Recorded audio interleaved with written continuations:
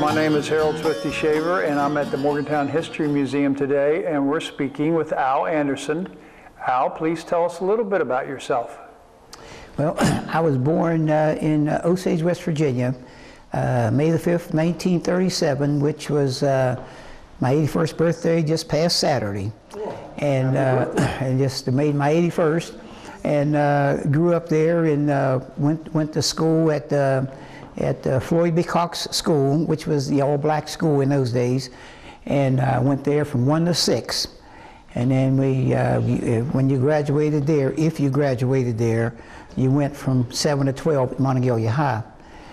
And but growing up in Osage, as many people know, it was a coal mine town, and all of our dads, worked in those mines. And we had about 19 nationalities was there in that town. And I think that one of the good things about growing up at Osage, because out of all the places that was kind of segregated, Morgantown included, Osage was probably one of the places that there was no segregation. No. We all lived in each other's homes, and many people come from the old, 19 nationalities. That means many people that came from different countries.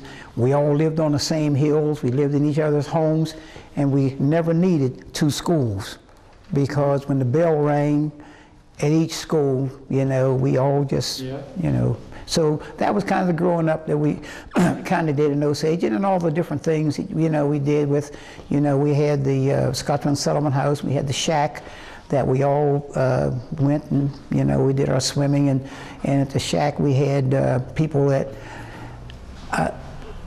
teachers there that would teach many people, and many people from the old country that didn't speak English. That's where they learned to speak, and many people learned to sew and learned to cook and things like that, So it was just a town of a lot of folks that we all were just a family of miners. We had like 40 mines there, so everybody basically worked in the mine, and that was our kind of a growing up in that area.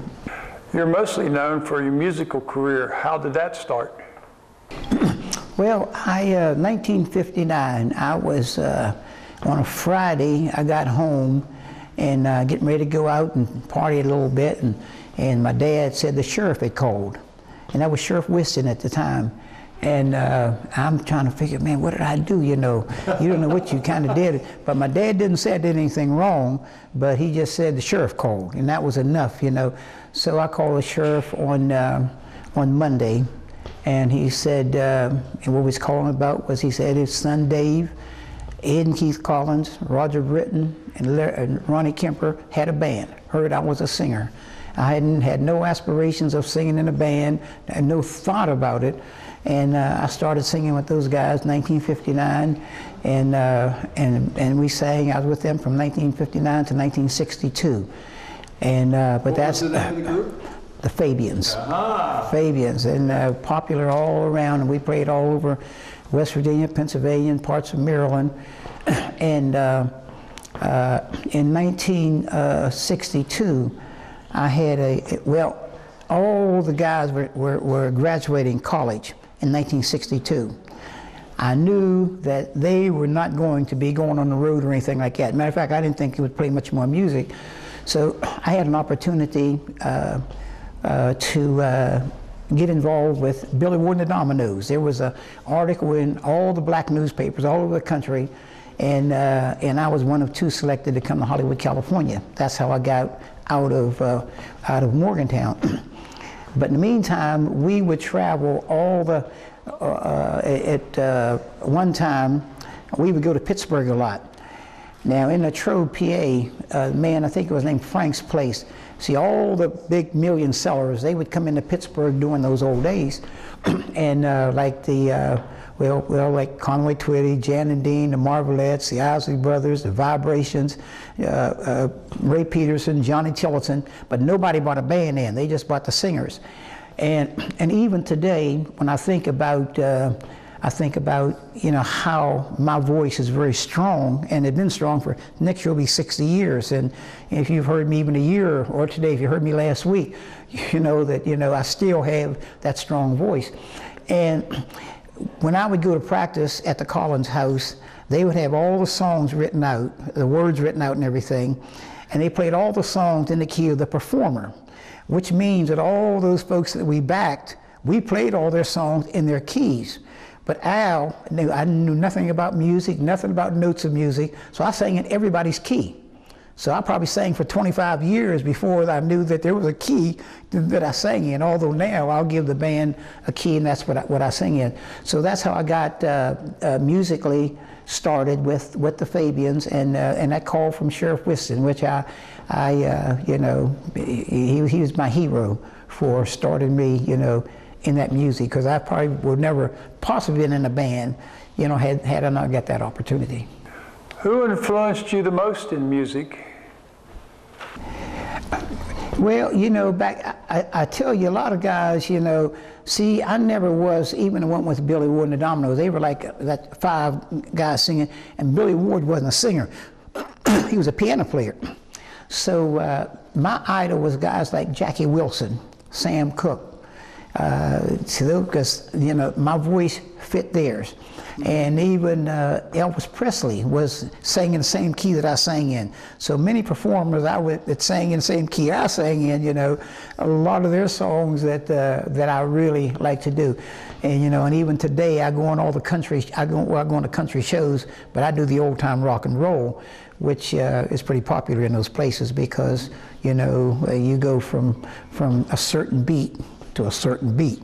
See, you're teaching me something here. I didn't know that certain people have certain keys that they sing in. So. Oh yeah, yeah. See, I sing in a lot of different keys, but at that time, it didn't matter whether it was a man or a woman's song. They just had all the songs written out. So Al didn't know anything about it, so I could hit all the notes because I didn't know any better, you know. But then when I got a chance to go with Billy Ward and the Dominoes, I was gone for 20 years. And when I first went to California, the guys, the Fabian guys back here, they could outplay but anybody I performed with in California or anybody I performed with in DC. At that time there was no Motown, there was no Beatles. You know, all the groups that was, there was still some group, you know, many groups out there that, mostly the doo-wop groups, you know, and even when we sang, even like we had the gospel conventions, you know, what they call it, but they would get together on Sundays, and nobody had an instrument. See, what you heard all vocal without instruments, you know, a cappella was almost all of that. And I think a lot of folks, you know, started there. A lot of even the big time singers started with singing, you know, a cappella, you know, in those groups. But when I got with Billy Ward, it really kind of a strange story on, see, Billy Ward had, I read on the back of one of his jackets that, just reading about him, and one of the stories was they have a picture on there on the little DVD that I have, and someone that didn't tell Billy Ward he had a contract. So when Billy Ward hit this one, either 60-Minute Man, Have Mercy Baby, one of those big time songs, Billy Ward's money was held up because the guy never told him, and then somebody saw that guy's picture and cost Billy Ward quite a bit of money. So when I got to California, I had this little contract in Pittsburgh. Really, you know, I wouldn't have had to bother at all, but if I had not read that on that jacket. So when I got to California, and we started practicing and things, and as soon as I got to, we got to the part, we're down at the getting matched up for our clothes, you know. When you get down to the tailor, they ask that one question: does anybody have a contract? And I thought about that jacket that I read. So I decided, I said, well, I have this little contract in Pittsburgh, probably because, you know, see, they didn't want the Fabian band, they just wanted the singer. Yeah. But they had to update that $1 each year, but it, you know, times went on that never happened, but I didn't want to take that. So I got on that bus in California. I rode 7 days straight, 3.5 days to Pittsburgh and 3.5 days back. When I got to Pittsburgh, I broke that contract either for $50 or $10, and I didn't have either one. So I got that done. I went back to California, but it was too late to go on that trip. So it was too late to too late to go on that trip. So I went to D.C. when my brother. Life might have really changed. At that point in time, yeah. And then after about 1.5 years or so, Billy Ward got back in touch with me. I'm in D.C. to come back to California. So I went back to California, and we went in the studio and we did this song, What Do You Do New Year's Eve, which is a very popular song, sold millions of copies. And then another thing got in the way. Just getting ready to go down the road. See, Billy Ward, when I first was in touch with them, they were in Japan, Okinawa, the Philippines, Hawaii, Canada, and they got to Bakersfield is when they sent a telegram for me. They will meet me at the train station. So after we do this, what do you do on New Year's Eve? Now, you know, and how I got to sing that, the group, it was 2 songs, the band played for a number, you know, for a good while. You're in the studio almost all day. And then the background singers, which I was one of them, we sang the background of the song. And then the lead singer was over there. Now everybody's getting low, and he looked, the lead singer couldn't get the song. And Billy Ward looked at me and said, "Could you sing that song?" And that's how I sang that, What Do You Do New Year's Eve? And that song sold millions. And then my brother got in touch with me. My dad worked in a coal mine. He was 72 and retired from a coal mine. And all those folks died of black lung in those days. And he called me and said my dad was had been in a hospital. And so, see, there was a thought whether you go on that road or, my dad died 3 weeks after I got back here. But if I was 10,000 miles away and not being able to get back to my dad's funeral, see, that would have been, I don't care how much music, how much money, right, nothing would replace that. So I came back home and never heard from those guys again. And 40 years later, a man named Marv Goldberg called me. Didn't know how, because I never sang, you know, out with the group. So he said he was a historian. And he called, looked, he checked every place and everybody. He said he finally caught up with me. And the first thing he asked me was, "Al, did you ever get any royalties for that song?" And that was 40 years later. That was 2005, and I did that in 1965. So, but never saw those folks again, you know. But then I went back to D.C. and I performed there for, well, I was there in D.C. 17 years, in Los Angeles for 3 years. But a lot of music I did. Did you get royalties eventually? No, never got a dime. And that sold millions. And still does, you know. And, but you know, but I've been very fortunate to do a lot of music in a lot of different places, even here, and every place I've been. You know, I did bar mitzvahs and weddings for 13 years in D.C. And even if I were there today, you know, instead of $2,500 for a gig, would be about $10,000 for a gig, you know. But you know, you just do what you do. I'm not going back there at this point in time, you know. But, and I'm sure that you thank the good Lord for all that's happened to you here. Oh, in your lifetime. I know you're really popular around this area. Such a blessing. A lot. In fact, I was looking for you at Scott's Run Museum, and you said, "No, I was out singing at a wedding." Yeah. And I sang at this wedding for this. I met this young lady. She had a jacket she needed fixed, and someone told her to come down and see me, and I fixed that jacket for her. Her boyfriend was in the hospital in Pittsburgh, and he did lose part of one of his legs. And so she said that they were going to get married May the 5th. I said, you know, that's my birthday, May the 5th. I'm going to come out and I'm going to do music for you guys on that day. And that's what I did Saturday. Did music, after the preacher did the ceremony, I told him I was going to sing this one song called "Look at Us." What's his name? I can't think of his name. Just a second. A pretty song. I said, I'm going to sing that for you. You know, right after the preacher marries you. And then I did music, you know, like pretty much a couple hours, you know, an hour and a half or so after that also.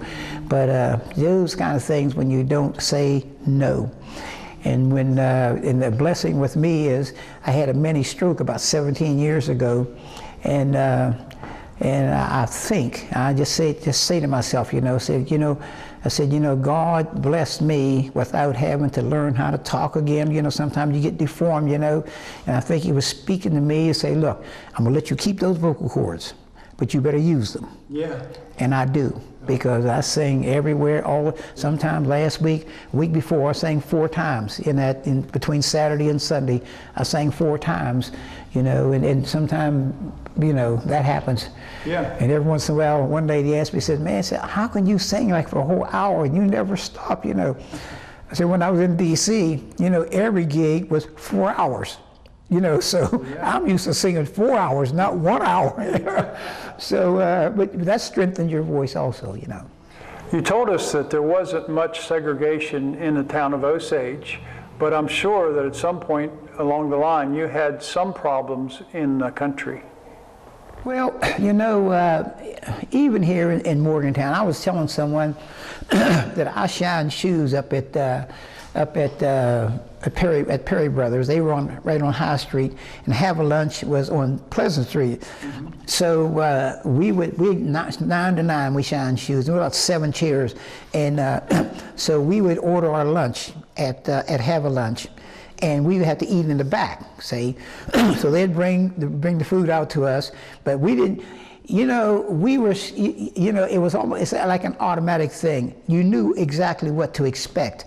It didn't bother you in some, many people, like just before I got to the high school over there, and we were talking about how, when there was no school buses that took you down to Beckley or took you to, even to Clarksburg or Fairmont, they had these guys, their personal cars would take you. And then you had to live in somebody's home. You couldn't live even in a hotel, in those days.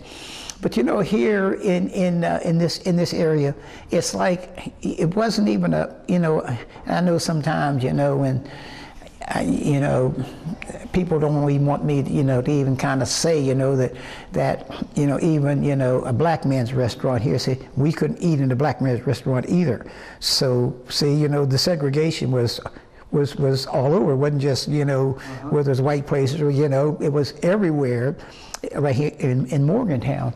But then, to me, and I've been maybe very fortunate, when I got with that band, everybody had total respect for you.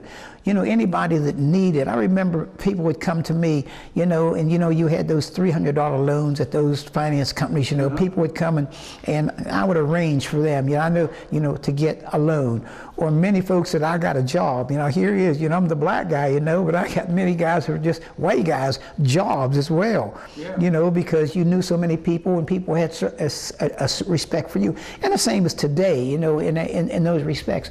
But it really wasn't a bother as much.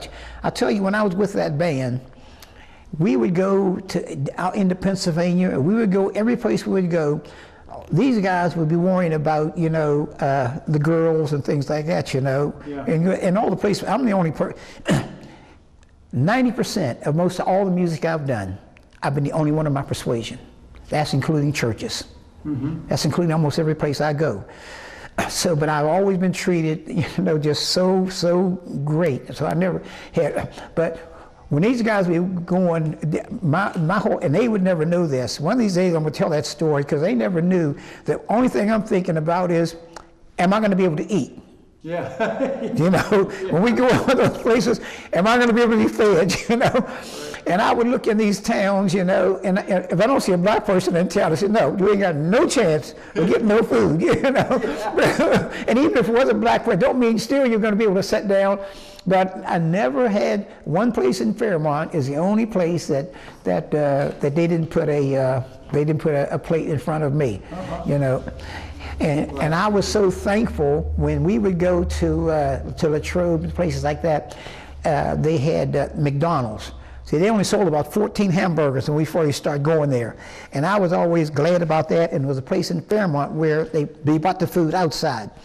So many times that these guys didn't know, what my feelings was, because inside, Al was the hero. You know what I mean? You know, I'm the front singer, so everybody is. But on the outside, you know, then and even today, I would just say a little bit about, you know, today. I worry more about today than I did then. You know, right? I used to go. I would go everywhere. I used to go to this place down in that Century, West Virginia, and I'd tell those folks, and they had no money. I'd tell those folks down there, I said, look, I come in 5 counties to get there, and 1 county twice, you know, just to come down there. And then many of those places I would go, and then, you know, I'm very reluctant to go, and especially at night, because even though you might be the hero inside, but you don't know what's going on the outside. Yeah, right. See, if your car breaks down or something, you know, whose door would you knock on? Right. So in the old days of time, I never worried about it. I mean, I traveled everywhere. And, but people always treat you, you know, just treat you so good. And in the days of, when the Fabian days, see, they always had like the Fonzie guys outside. You know, you remember these guys, they'd be on the outside, you know, and it was, before I get into this, Al, if anybody says anything to you, you know, so you know, like I'm covered in there, you know, if anybody says anything out of the way to you, you know. So I've been very fortunate that way.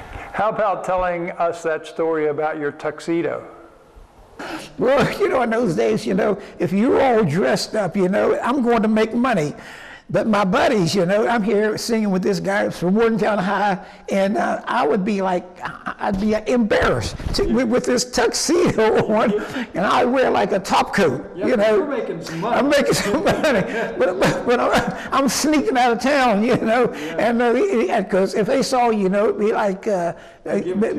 But see, you left town, like, see, most of the older guys, see, they're not even downtown at like, it's 5:30, 6 o'clock when I'm coming over to meet these guys. You see, they don't come down to about, you know, 9 o'clock or something like that. So at the early evening time, you know, I can kind of just slip out of town, you know.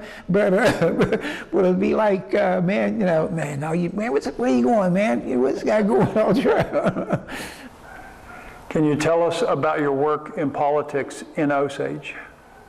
You know, a lot of folks, you know, and I see people all the time that say, man, you know, are you still mayor of Osage? You know, not a voted-in mayor or anything like that, but most things that happen, you know, folks will get in touch with me. And, you know, many of the things like, you know, closing our town, which I did write an article in the Golden Seal magazine, how, you know, the many things that happened where we had 12 police officers down there at one time, and Stanley Solomon and his, part of his family, we got together and we, you know, sort of, you know, got rid of those guys that just was just bad news for the town. And we had I was 15 years as the chairperson for the Public Service District, and I did that. We had sewer that came down everybody's home in that little creek. You know, most everybody went into the creek. You know, and that was one thing. It was a blessing to the people there that we had, you know, public sewer. Mm-hmm. And then in a kind of a I'll say kind of a devilish situation that we built that, and then they put people on the board that and then took us off the board, Bob Martin and myself, and that was the board members, and they put these 3 guys on it, just turned it over to MUB. And the reason for that story is, when we first started, you know, sometimes, you know, they appoint you to the board, but they don't appoint you, you know, in DC, where I managed $1 million shoe operation there, but I come back here, see, everybody knew about music and knew I worked in shoes, but people were not thinking that this guy's very smart, you know, so, you know, put that guy on the board, put that shoe guy on the board, put Bob Martin on the board, see. And not even a thought of ever getting sewer there. So the engineers, we met at the shack for about 45 minutes until the ball guys came, was paying $25 to play basketball. So the engineers said, we'll work for you They worked for about a month, and then they said, well, there's a grant that you get from the governor. So the engineer said, Al, we'll work for you, but the county commission is dragging their feet about that grant. They apply for that grant. So I went to the county commission, and I said, well, one thing about the county commission also, if I went there today, this is a day, and if I'm sitting back there with nothing to do, they'll all be looking back there to figure out what Al's doing here, you know. Mm-hmm. So when I went, they at the end of the almost the end of the session, Al, you have anything? I said, yeah. The engineer said that you guys were dragging your feet about getting that grant from the governor, $1.5 million grant. So the big laugh of that day, about 50 people, and they said, well, Al, why don't you have the governor bring the money in? Well, 2 weeks later, there was the governor right down where you go down there, where the museum is. There's the governor, there's that check, and then there's all the politicians. I got pictures of all of it that, see, there was no thought about doing that, but then they challenged me, and through many different situations, that governor brought that money in. It happened to be Governor Underwood brought that check in for that $1.5 million. And I have pictures of all of it.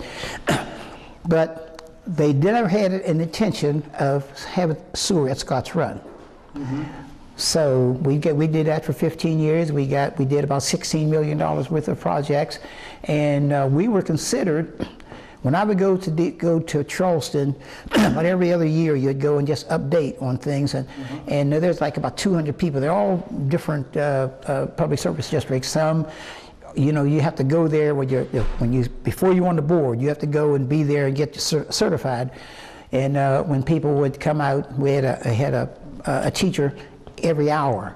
Each hour somebody would come out, you know, and here I am, you know, I'm recognizable anyway. And when they come out, they said, oh, we work with Mr. Anderson. Oh, we work with Mr. Anderson. So, you know, it was like you did a good job and you got your money. But many of those people there they came to get money, mm-hmm. but you've already got money. Yeah. So who do you think everybody wants to talk with when we had a break, you see? Yeah. Everyone wanted to talk with the man that got the money. Yeah. So after that, then they put 3 guys on the board and took us off the board, and that was that challenge there. And the other challenge of our town in Osage, which, you know, we worked very hard to, when they close our town down. You see, if they don't close our town, see, Granville would never be up on that hill. See, that's all Osage up there. Yeah.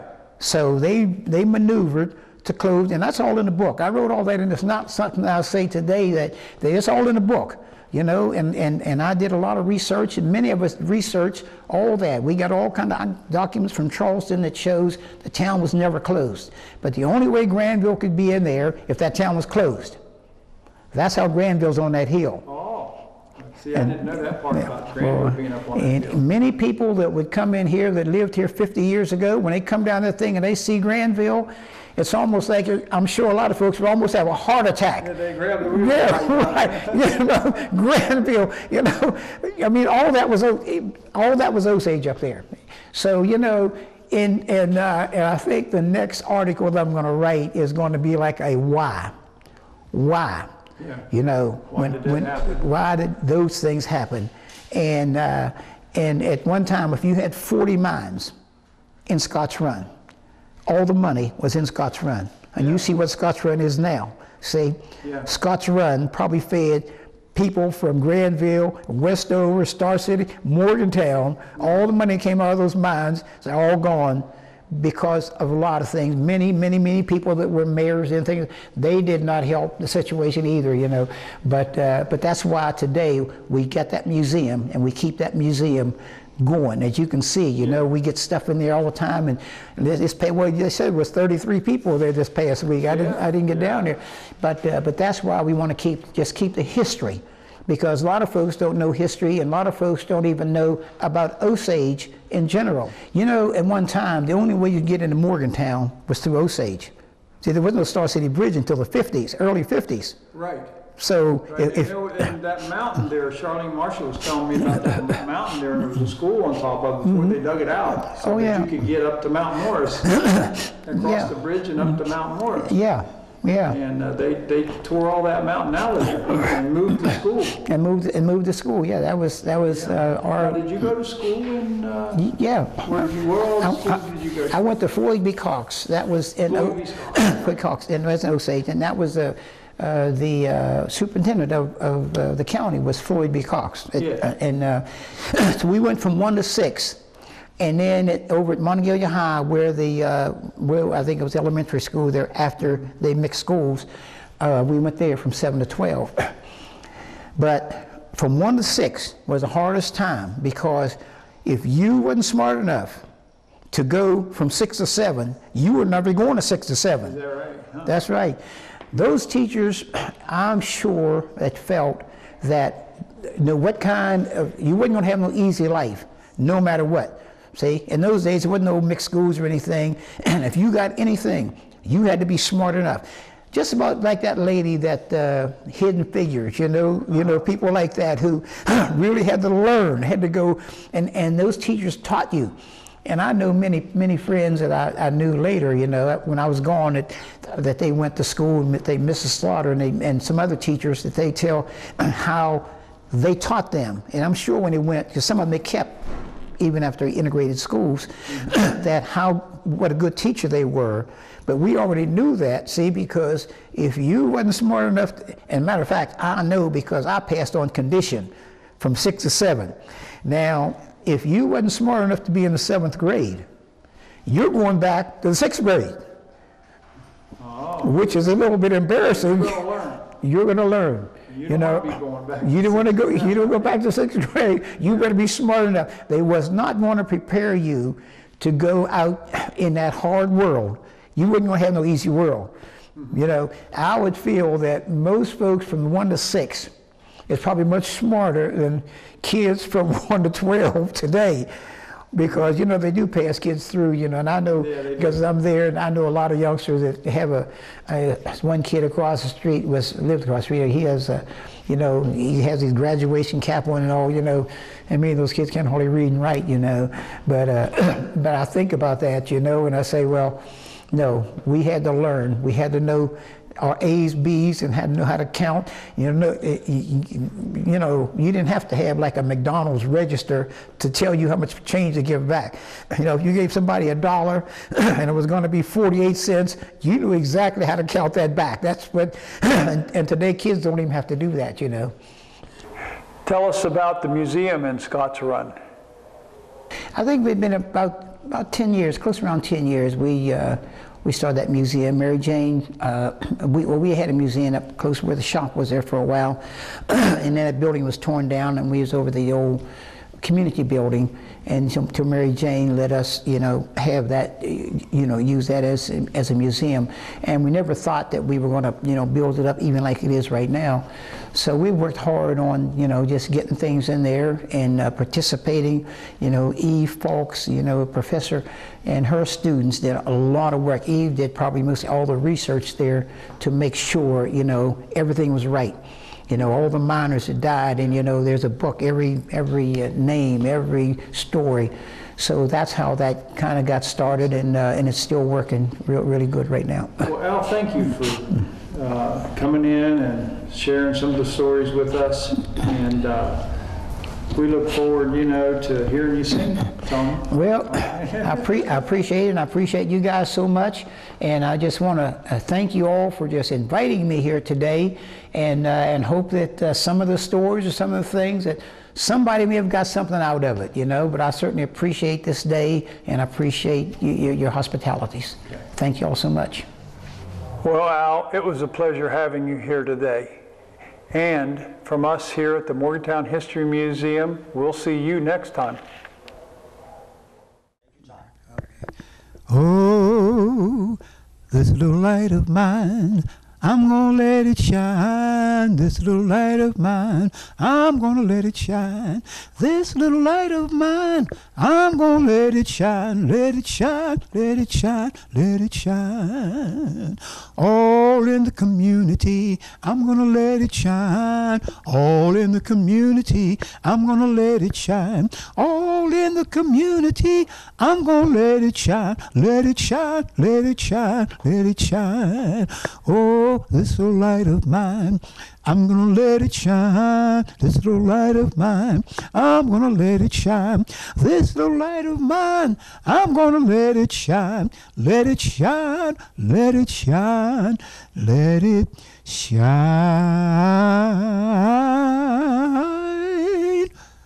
Ooh.